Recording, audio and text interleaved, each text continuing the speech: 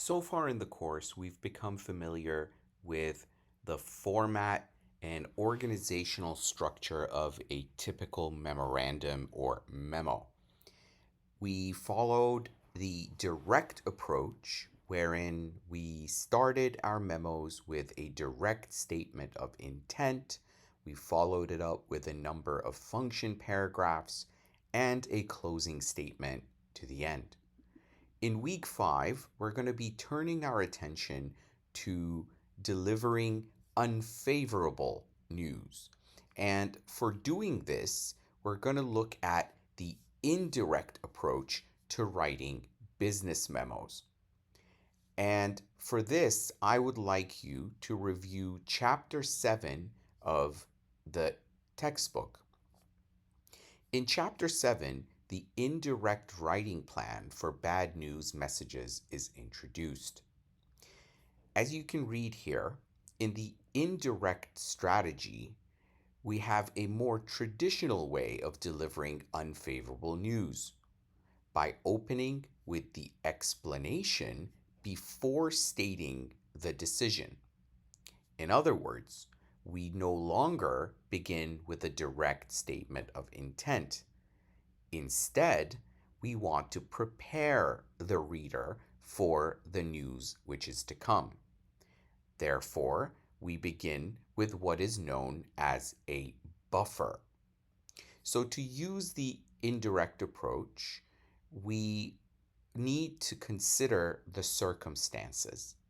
The indirect approach is mostly useful when you don't know the reader well, when the bad news isn't anticipated by the reader, or when you anticipate a strong negative reaction from on the part of the reader. So, as the book states, instead of beginning with a blunt announcement of the bad news, the approach of an indirect writing plan gradually eases the reader into the news and thereby reduces its impact. The main message is embedded, delayed until the reader has been prepared for it. This unique organization makes the message readable and easy to process from beginning to end. So, as you can see here in the outline, we have an opening where we begin with a 1 to 3 sentence buffer to cushion the bad news and guide the reader to the explanation.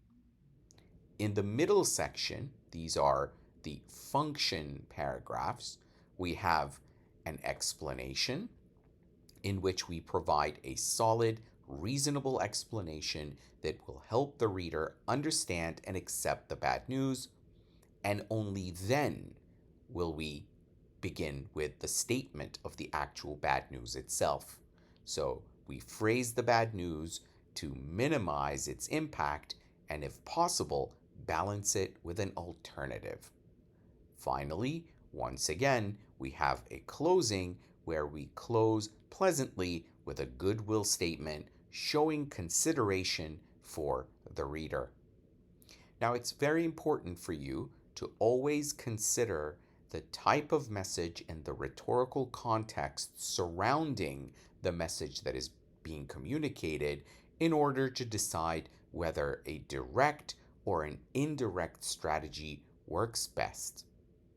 I urge you to read the remainder of this chapter to become familiar with the different considerations when writing memos that are focused on delivering bad news, and to adjust your tone and style of writing and decide whether the direct or the indirect strategy is the right one to go with